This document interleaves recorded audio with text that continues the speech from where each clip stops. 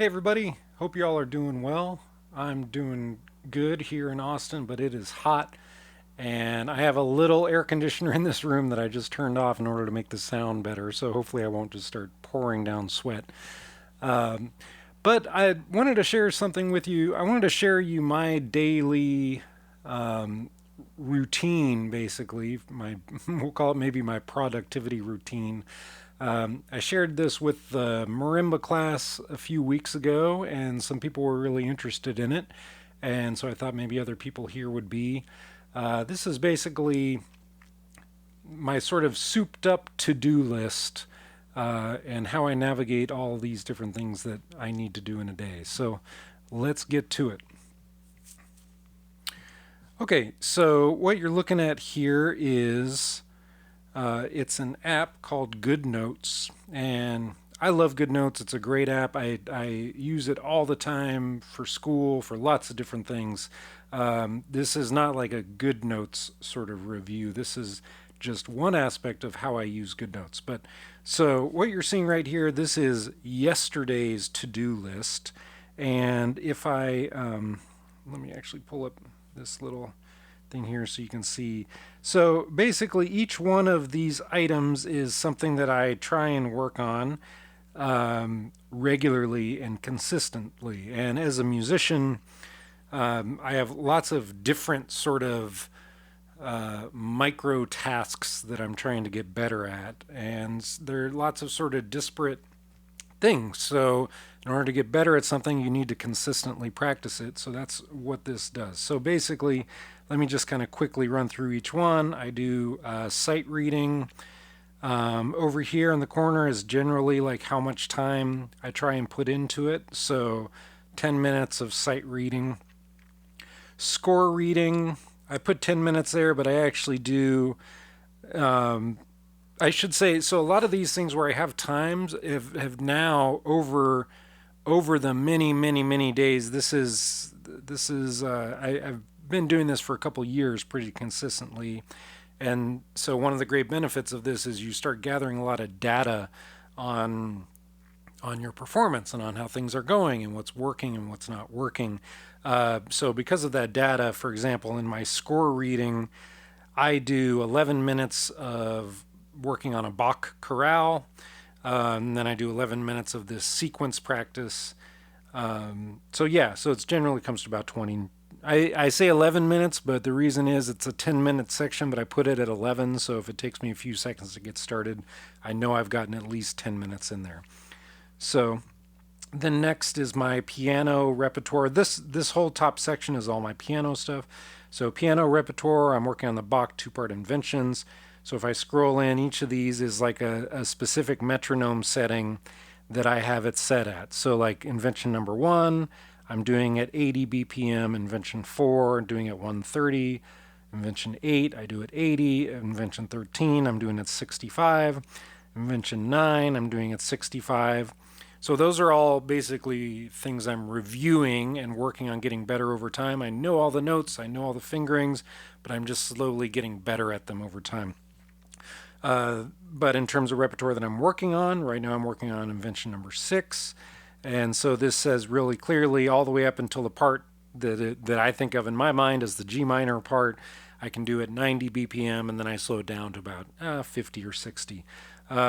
So a big part of this is the deliberate practice aspect of like knowing exactly like where I'm at with the metronome. Every day I'm not like getting to invention number 4 and like, oh, how fast can I do this? I don't know. Like I know I'm working at it at 130 BPM, right? Okay. Next one, scales and arpeggios. So I have a specific, I'm going to actually jump over on my piano scales. So I have a thing where I just kind of mark. So on the 14th was when I did it last. And these are all, if you see at the very top here, these are the keys that I'm doing. And so I give myself 6 minutes and I'm just working through the cycle of fifths. So this last time I did all of these and then I didn't do this one in blue. So next time when I do the scales, I'll start at that one in blue. So again, I know exactly where I ended. I know where to start in order to maintain my momentum. Next is Hannon. I'm working on Hannon number 28. It's the second time I've done it, so the next time I do it will be the third time. Next one is jazz tunes. I kind of work through a fake book, do like 10 minutes of comping and playing the melody, jazz tunes. Then we get into the guitar stuff. So guitar repertoire, similar stuff. I work like band in the box with specific repertoire stuff, working on comping, soloing, playing the heads. Next is patterns, where I do the patterns for jazz. I'm on number 94, so just working through them, one at a time. Once I can do that one at the required BPM, I can move on to the next one. Next is harmonic minor. I'm working in my old Barry Galbraith harmonic minor book. So again, I've got my BPMs that I'm working each one at.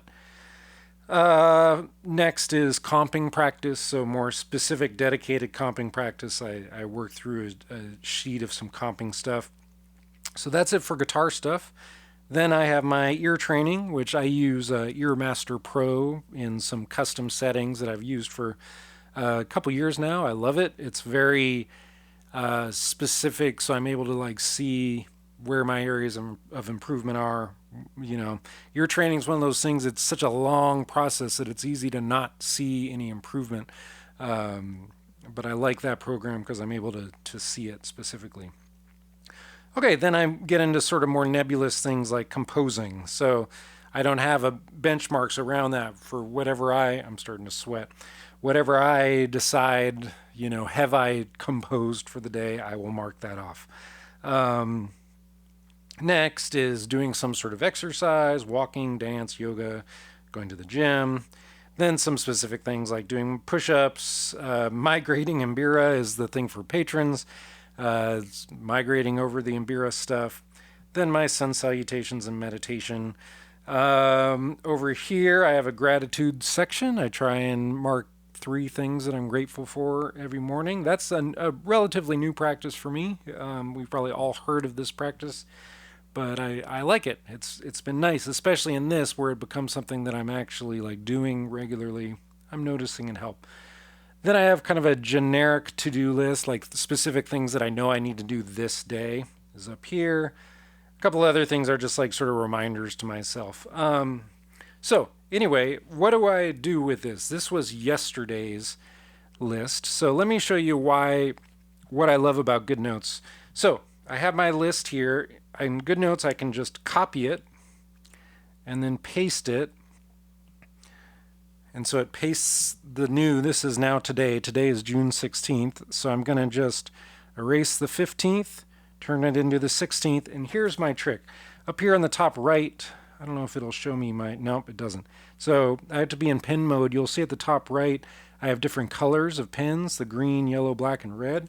So I think of it like a traffic light kind of situation. If I've done something, I exit off. Well, let me, I think it's just easier to show you. Notice that I have a bunch of things that have no X's and no colors on them. Those are things that I did yesterday that I haven't done today. So first thing I do is I scan through here and I look for anything that has yellow on it. Like you see composing has yellow on it. So now I put a red. So this is like the next level of urgency. This needs to get done, right?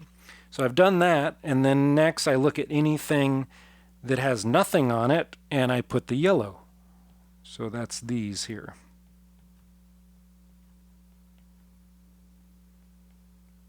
Okay, and then next I erase the check marks from the things I've done yesterday.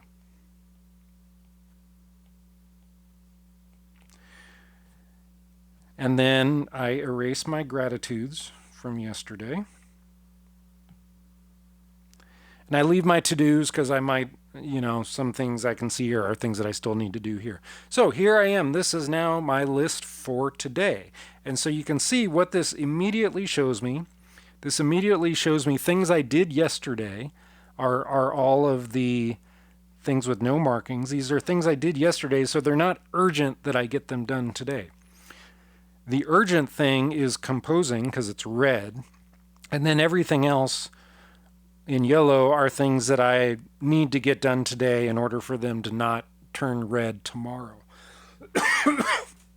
So what this does for me, basically, if I scroll back, you can see how this keeps me on track to make sure that things don't get out of hand, and so I don't forget some really important aspect of my training and like let it go too long without getting done.